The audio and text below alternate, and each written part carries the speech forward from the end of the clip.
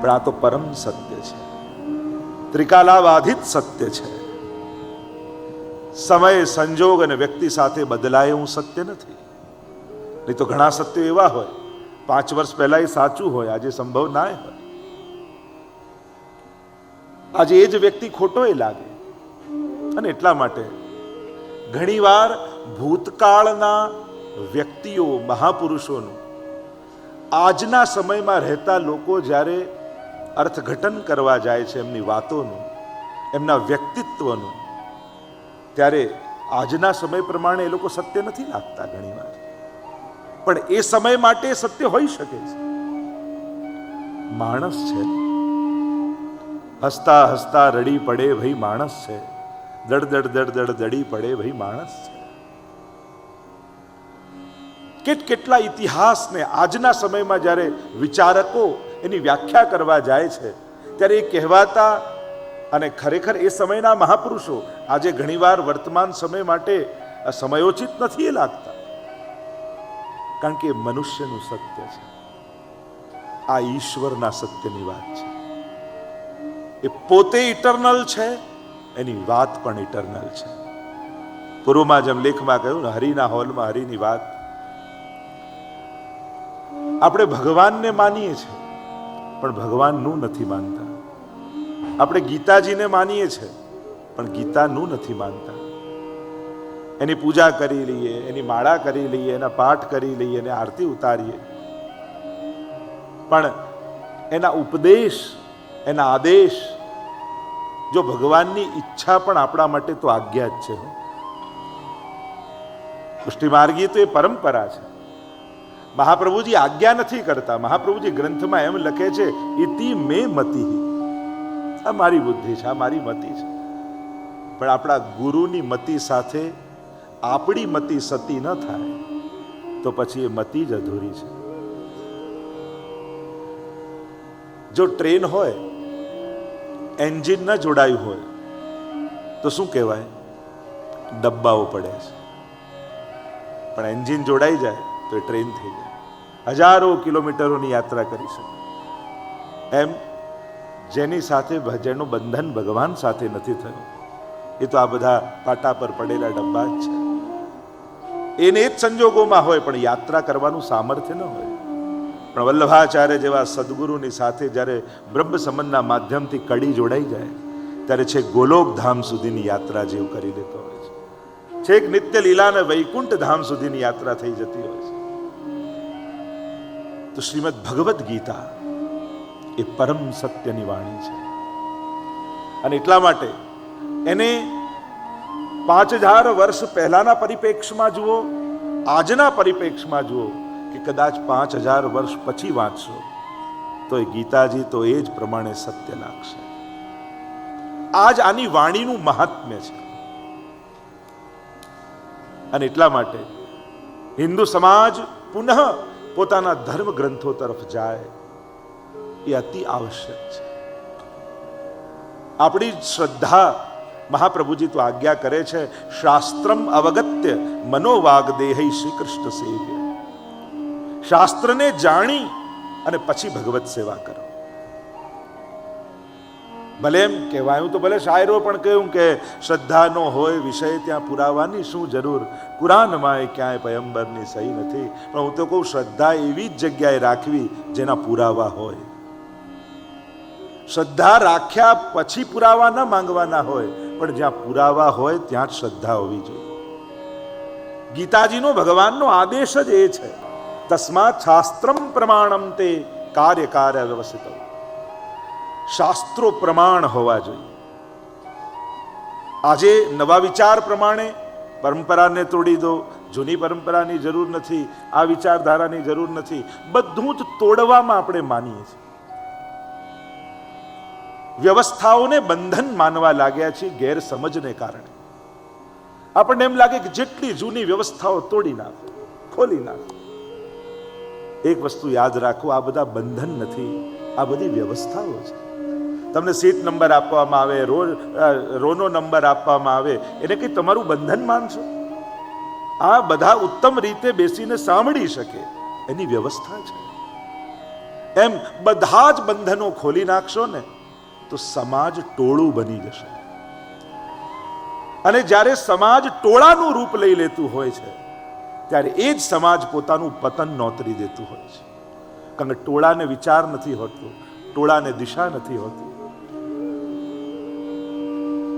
અને જ્યારે વ્યવસ્થા વગરનો સમાજ ટોળું બની જશે ત્યારે એને કંટ્રોલ કેમ કરશો?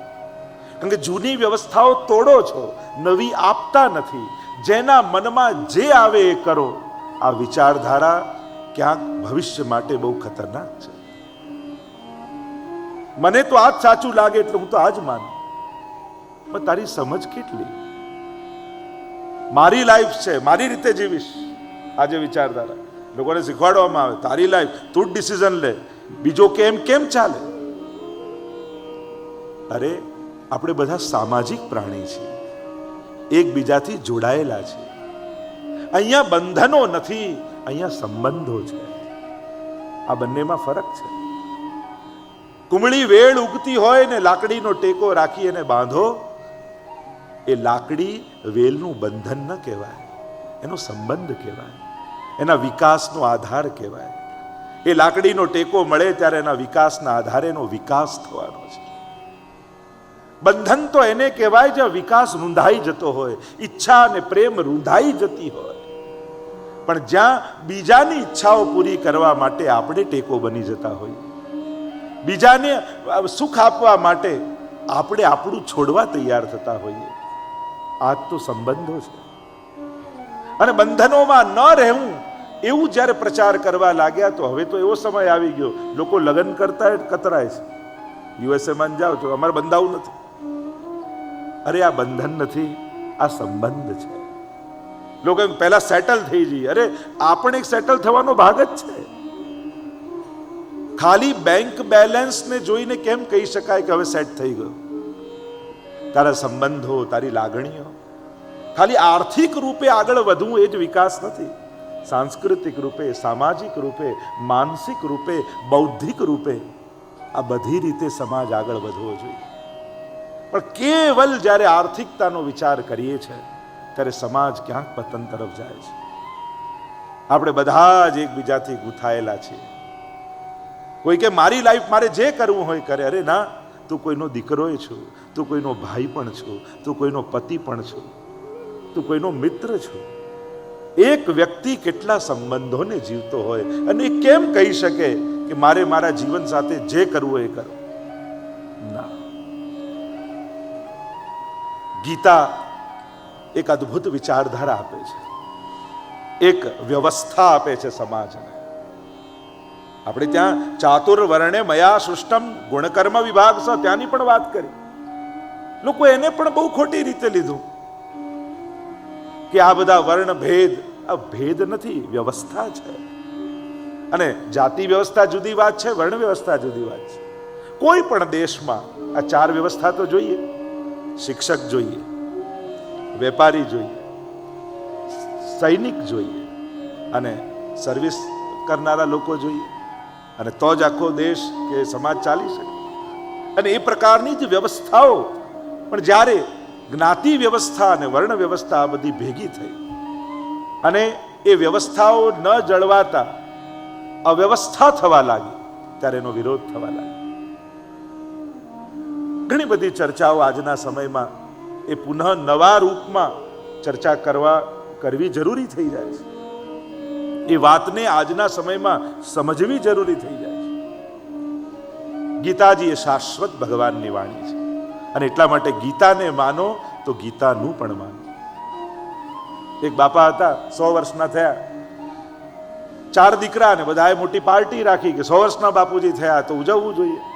ધામધૂમથી બહુ મોટા પાયે જન્મદિવસ ઉજવ્યો. બાપુજી ખૂણામાં બેઠા હતા, બધા આવીને વધાઈ આપે. એટલામાં એક સંત આવ્યા ને કહ્યું, બાપુજી તમે તો ભાગ્યશાળી છો, 4 દીકરાઓ આટલા મોટા પાયે તમારો જન્મદિવસ ઉજવે છે. ત્યારે સંતને જોઈને બાપુજીએ કહ્યું, શું ધૂળ ઉજવે છે? અરે આટલો મોટો ઉત્સવ તમે કેમ ખીજાવો છો? કે ઉત્સવ ભલે મોટો કરે પણ ચારેમાંથી એકે મારા કયામાં નથી.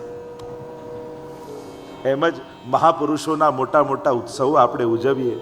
મહાપ્રભુજીની જયંતીનો સ્વરઘોડો નીકળતો હોય પણ મહાપ્રભુજી કોની સામે દ્રષ્ટિ કરે? જે મહાપ્રભુજીની આજ્ઞામાં હોય. ગીતાજીના એક એક શ્લોક જ્યારે આપણા જીવન સાથે આત્મસાત થઈ જાય, સ્વયં એ જીવ ગીતારૂપ થઈ જાય, ભગવાનનું ગીત બની જાય વ્યક્તિ. બેનરો લગાવવાથી ધર્મના પ્રચાર નથી થતા. સાચા ધર્મના આચરણ કરવાથી આપણે પોતે એ પ્રચારનું એક માધ્યમ બની જઈએ છીએ. તુજ સંગે કોઈ વૈષ્ણવ થાય તો તું વૈષ્ણવ સાચો, તારા સંગનો રંગ ન લાગે ત્યાં લગી તું કાચો. આપણી વૈષ્ણવતાનો આનંદ જોઈ કોઈને વૈષ્ણવ થવાની ઈચ્છા થાય, એ જ સાચા અર્થમાં એનો પ્રચાર છે. કોઈને પરાણે કંઠી પહેરાવી દઈએ એવી વધારાની કંઠી અમારી પાસે નથી. પણ હા, તમારી વૈષ્ણવતાની સુગંધ કોઈને આકર્ષિત કરીને લઈ આવે કે અહીંયા કેવો આનંદ છે. કારણ કે આનંદ જ આકર્ષણ હોય છે. ક્યારે પણ દુઃખ, હતાશા, નિરાશા, થાક આકર્ષણ ન હોઈ શકે. તમે એમ કહો કે બાળકો અમારા સેવામાં આવતા નથી, માનતા નથી, કારણ કે એમણે હંમેશા તમારા ચહેરા પર સેવાનો થાક જ જોયો છે, સેવામાં ક્રોધ જોયો છે. હાય થાકી ગયા, હવે તો નથી પહોંચાતું હો, તો દીકરો જ કે બા મૂકી દો ને. તો પછી સેવામાં એવા ગુસ્સામાં ફરતા હોય કે બાળકો જ ઘરના કહી દે, હમણાં બાને બોલાવતો નહીં હો, સેવામાં છે, હમણાં એવા ખીજાશે. ક્રોધ, ભય, થાક, ઉદાસીનતા આ ક્યારેય પણ કોઈનું આકર્ષણ ન બની શકે. સેવા કરીને બહાર આવો ને બાળકોને કહો, બેટા આજે સેવામાં એટલો આનંદ આવ્યો, આજે તો ઠાકોરજી એવા મરક મુસ્કાતા હતા, હસતા હતા, એવો આનંદ આવ્યો, તો એને પણ એમ થશે લાવને એકવાર હું દર્શન કરવા જાઉં. ઘરના પરિવારના લોકોને ભેગા કરીને જન્મ દિવસે બેસાડીને કહીએ, બેટા જીવનમાં ઘણા સુખ દુઃખ બધું જોયું, પણ આપણા ઘરે લાલન બિરાજે છે, વર્ષોથી બિરાજે છે. બધાય સ્વજનો છોડીને ગયા, પણ આપણા ઠાકોરજી આપણો સાથ ક્યારેય નથી છોડ્યો. અને એમના આશીર્વાદથી જીવનમાં ગમે તેટલી વિપત્તિઓ આવી, પણ ઠાકોરજી આપણને બધાથી બહાર કાઢ્યા. બીજા કોઈ સચવાય ન સચવાય, બેટા જો આમને સાચવી લઈશ ને તો તારું બધું સચવાઈ જશે. એટલે આમ પ્રસંગ કહેતા ને કે એક નાના દીકરાને એના પપ્પાએ પઝલ ગેમ આપી. કઈ કામમાં હતા ને કે પપ્પા રમો ને મારી સાથે, રમો ને. તો એમ થયું કે આ કામ નહીં કરવા દે, એટલે એક પઝલ ગેમ, આખા દુનિયાનો વર્લ્ડનો મેપ હોય ને જોડવાનો. પઝલ ગેમ તમે જાણો છો, જુદા જુદા ભાગ આપણે જોડીએ ને આખો મેપ બનાવીએ. થયું કે આ કરતા કરતા ને કલાક લાગશે, ત્યાં સુધી મારું કામ થઈ જશે. અને 10 મિનિટ થઈને પેલો છોકરો આવ્યો, પપ્પા સોલ્વ થઈ ગયું પઝલ. અરે આટલી જલ્દી તે કર્યું ક્યાંથી? આટલી નાની ઉંમર તને ક્યાંથી વર્લ્ડ મેપ આપ્યો? પપ્પા એવું થયું ને કે હું પઝલ કરતો તો એમાં એક પાસું ઊંધું પડ્યું, અને જોયું તો એમાં મોરપીંછ હતી. બીજું પાસું જોયું તો એમાં થોડી વાંસળી હતી. મને શું આમાં કૃષ્ણ લાગે છે? બધા મેં ઊંધા કર્યા અને કૃષ્ણને જોડ્યા તો આખી દુનિયા આપમેળે સંધાઈ ગઈ. જેણે કૃષ્ણને સાધ્યા છે એનાથી આખું વિશ્વ સંધાઈ જાય છે.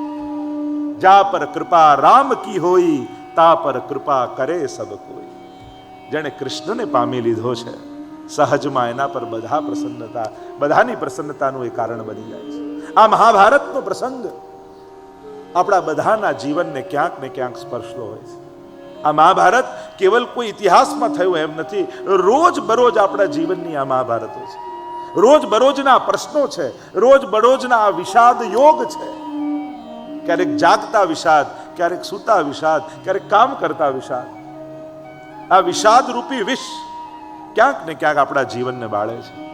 પણ કૃષ્ણની કૃપાનો જ્યારે અહેસાસ થાય, કૃષ્ણ જ્યારે આપણી જોડે ઊભો હોય, ત્યારે એ જ વિષાદ મુક્તિનું કારણ બની જાય છે, ભક્તિનું કારણ બની જાય છે. આપણા દરેક ધર્મગ્રંથોમાં ક્યાંક શોક છે. રામાયણ, વાલ્મીકી રામાયણ જુઓ તો ક્રૌંચ પક્ષીને મરેલું જોયું, રડતા જોઈ અને આખી વાલ્મીકી રામાયણ લખાઈ. વ્યાસજીના મનમાં શોક થયો કે આટલા પુરાણો લખ્યા, હજી મનમાં આનંદ કેમ નથી પ્રગટ થતો? નારદજી પધાર્યા અને ભાગવતજીનો ઉપદેશ કર્યો. જો પ્રાર્થનાથી અવતારો થયા અને પ્રશ્નોથી ગ્રંથો થયા. જ્યારે જ્યારે કોઈએ પ્રાર્થના કરી છે ત્યારે પરમાત્મા આવ્યા છે, અને જ્યારે જ્યારે કોઈ પ્રશ્નો કર્યા છે ત્યારે શાસ્ત્રોના અવતરણ થયા છે. અને અહીંયા અર્જુનનો મોહ છે. આ મહાભારતનું યુદ્ધ જીતવા આપણે બધા જ માંગીએ તો આ 5 પાંડવ જોઈએ. પહેલા યુધિષ્ઠિર રૂપી ધર્મ જોઈએ જીવનમાં, અને ધર્મ કોઈ ઈચ્છે ન ઈચ્છે, દરેકની આવશ્યકતા છે. કોઈ ભગવાનમાં માને ન માને, ધર્મ તો જોઈએ જ છે. બધા આગળ ખોટું બોલનારો, કોઈ એમ ઈચ્છે મારી સામે કોઈ ખોટું બોલે? કોઈ ના ઈચ્છે. બધાના ઘરે ચોરી કરનારો એમ ઈચ્છે કે મારા ઘરે ચોરી થાય? ના. બધાને છેતરનારો કોઈ એમ ઈચ્છે કે મને કોઈ છેતરે? ના. બધા પર ક્રોધ કરનારો કોઈ એમ ઈચ્છે મારા પર કોઈ ક્રોધ કરે? ના. ધર્મની જેટલી બાબતો છે એ નાસ્તિક માણસ પણ પોતાના માટે ઈચ્છે છે. ભગવાનમાં માને કે ન માને, ધર્મ તો ઈચ્છે જ છે. અને ધર્મ છે એટલે જ ચાલે છે. એક વસ્તુ યાદ રાખો, કલાક માટે આખી દુનિયામાંથી જો પોલીસ ખસેડી લઈએ, દુનિયાનું શું થાય? આપણને એમ લાગે છે કે માનવ બહુ સંસ્કારી થઈ ગયો છે. આ તાળું કે ચોર માટે બાંધીએ છે, એ તો તોડીને જ આવવાનો છે. ક્યાંક અવિશ્વાસ કોઈ પરિચિતો માટે પણ છે. ઘણાને પાપ કરવાનો અવસર નથી મળતો એટલે પુણ્યશાળી હોય છે. પાપ કરવાની ઈચ્છા તો ઘણી હોય છે, પણ મોકા નથી મળતા, યા સાહસ નથી હોતું, યા સમાજનો ભય હોય છે. જો એક ક્ષણ માટે પાપની અનુકૂળતા મળી જાય તો કેટલા લોકો એવા છે જે પાપ કરતા રોકાય. આંગળીના વેઢે ગણી શકાય. અને એટલે જ ઘણીવાર પ્રભુ આગળ એ ઉપકાર માનો કે પ્રભુ, જ્યારે પણ પાપ કરવાની મને ઈચ્છા થાય ત્યારે તું સંજોગો પ્રતિકૂળ કરી નાખજે. મારી ઈચ્છાથી હું રોકાઈ શકું એમ નથી, પણ ઘણીવાર ભગવાન આપણી ઈચ્છાઓ પૂરી ન કરીને પણ આપણા પર બહુ મોટી કૃપા કરતો હોય છે. નહીં તો એવી છૂટ આપી દઈએ ને કે આજથી તારી જે ઈચ્છા હોય પૂરી થાય, ભગવાન એવા આશીર્વાદ આપે, પછી કોઈ દુશ્મનની જરૂર જ ન પડે. આપણું પતન કરવા માટે આપણું મન જ કાફી છે. કોઈ દુશ્મનની માણસને જરૂર નથી. ગીતાજીમાં આગળ આવે છે કે આ મન કઈ રીતે શ્રોત્રમ ચક્ષુસ્પર્શનમ ચ રસનમ ગ્રાણમેવ ચ અધિષ્ઠાય મનશ્ચાય વિષયાનુપસેવતે, કઈ રીતે વિષયોનું સેવન કરે છે આ ઇન્દ્રિયોનો આધાર લઈને. એટલે જ તો મહાપ્રભુજી આજ્ઞા કરે છે કે સન્મુખતા રાખજો, બહિર્મુખ ન થતા. દુશ્મન ક્યાંય કોઈ બહાર નથી. પેંડો સામે પડ્યો હોય ને ખાવાની ઈચ્છા થાય તો વાંક પેંડાનો કે જીભનો? પેંડાનો ને, નહીં? અચ્છા, તો હવે જ્યાં જશો આ જીભ તો લઈને જ જવાના આપણે, અને જ્યાં જ્યાં જીભ જશે ત્યાં પેંડા ગોતતી જ રહેશે. અને એટલા માટે ક્યાંક આપણી જ લાલસાઓ બીજાને અવસર આપતી હોય છે. અને એટલા માટે માણસનું જાગૃતિ પણ એવી સભાનતા સાથે, ભીડમાં પણ પવિત્ર ને એકાંતમાં પણ પવિત્ર. માણસનું એકાંત બહુ મહત્વનું. ભીડમાં તો બધા સારા થઈને બેઠા હોઈએ, આપણું એકાંત કેટલું પવિત્ર છે એના પરથી પવિત્રતા નક્કી થાય. તો ધર્મ જોઈએ, પછી ભીમ એટલે બલ જોઈએ. ધર્મ કરવાની ઈચ્છા હોય પણ જો એની તાકાત ન હોય પાળવાની, તો આ સંસાર તમને બહુ વાર સુધી ધર્મ કરવા નહીં દે. બળ જોઈએ. બળ પણ હોય પણ કરવાનું સાહસ ન હોય તો અર્જુન જોઈએ. અર્જુન એ સાહસ છે. સાહસ આવે તો બળ કામ કરે, પણ સાહસ હોય પણ એને દિશા ન હોય, દિશા બુદ્ધિ આપે. નકુલ એ બુદ્ધિ છે. કારણ કે સાહસ ક્યાંક અન્યત્ર કરી નાખે તો એ જ સાહસ એના પતનનું કારણ બનીને દુસ્સાહસ બની જાય. પણ આ બધું જ હોય, ધર્મ હોય, બલ હોય, સાહસ હોય, બુદ્ધિ હોય, પણ જીવનમાં સૌંદર્ય ન હોય તો આ બધું જ નીરસ બની જાય. તો સહદેવ એ સૌંદર્ય છે. આમ આ 5 પાંડવ પણ એ પણ યુદ્ધ જીતી શકતા નથી જ્યાં સુધી કૃષ્ણ રૂપી કૃપા ન ભળે. આ બધાની ઉપર કૃષ્ણની કૃપા થાય ત્યારે યત્ર યોગેશ્વર કૃષ્ણ યત્ર પાર્થો ધનુર્ધર તત્ર શ્રી વિજયો ભૂતિર્ધ્રુવા નીતિર્મતિર્મમ, ત્યારે વિજય પ્રાપ્ત થતો હોય છે. ગઈકાલે આપણે ચર્ચા કરી, યાત્રા ઘણી લાંબી છે, મારે તો ગીતાજીનો સાર, આ જે કાંઈ બોલું એ ગીતાજી છે ને બહાર ન માનતા. આ ક્યાંક ને ક્યાંક કોઈક ને કોઈ ગીતાજીના સાર રૂપે તમને સંભળાવી રહ્યો છું. કારણ કે 3 ષટકની જે વાત કરી હતી, કર્મ ષટક, પછી ભક્તિ ષટક અને જ્ઞાન ષટક, તો એને સાર રૂપે આપણે જ્યારે 3 દિવસમાં દર્શન કરી રહ્યા છીએ ત્યારે કર્મના સિદ્ધાંતો જે ભગવાન આપણને સમજાવે છે. કારણ કે કર્મ કાંડ હતું પણ ભગવાને કર્મનો સિદ્ધાંત આપ્યો છે.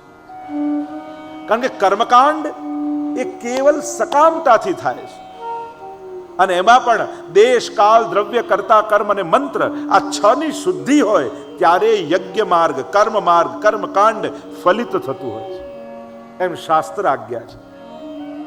પણ ગીતાજીમાં ભગવાને એ કર્મકાંડને ગૌણ કરી કર્મના સિદ્ધાંતને મુખરતાથી ભગવાને કર્યો છે. અને ત્યારથી આખો સમાજ કર્મ પ્રત્યે જાગૃત થયો કે આ કર્મ છે શું, કઈ રીતે કર્મ કામ કરે છે. કેટલા પ્રશ્નો મનમાં જાગે. આ શરીરે કર્મ કર્યું, એ તો મરી ગયું, બાળી દીધું, પછી બીજા શરીરે કેમ ભોગવવું પડે? ત્યારે વિચાર કર્યો, આ શરીરે પાપ કર્યું, એ તો ગયું, પછી આ ગયા જન્મનું તો આ શરીર શું બગાડ્યું છે? જો એની પણ યાત્રાની ને જે ચર્ચાઓ કર્મના સિદ્ધાંતમાં છે, આગળ જેમ જેમ શ્લોકો આવતા જશે કોશિશ કરીશ સરળતામાં, સરળ ભાષામાં કઠિન સિદ્ધાંતોને આપણે બધા સમજી શકીએ. વિષાદ યોગનું દર્શન આપણે બધાએ કર્યું હતું અને વિષાદમાંથી પ્રસાદ સુધીની યાત્રા એ શ્રીમદ ભગવદ્ ગીતા છે. પ્રશ્નથી કૃષ્ણ સુધીની યાત્રા, શંકાથી સમાધાન સુધીની યાત્રા એ ભગવદ્ ગીતા છે. એટલે કહ્યું ને, શંકાનો નકશો લઈ શ્રદ્ધા સુધી જવું છે, પગમાં લંકાની ધૂળ છે ને અવધ સુધી જવું છે. તો આ શંકાથી સમાધાન સુધીની યાત્રા છે. આઈએ जुड़ जाते हैं प्रभु के साथ. અર્જુનના મનમાં જ્યારે મોહ જાગ્યો છે, કેમ કરીને લડવું, સ્વજનોને કેમ મારવા, અને મારવા માટે પણ આ એનું કારણ આવું તુચ્છ. જ્યારે મનમાં મોહ આવે ને ત્યારે નાના કારણો નિમિત્ત બની જાય છે.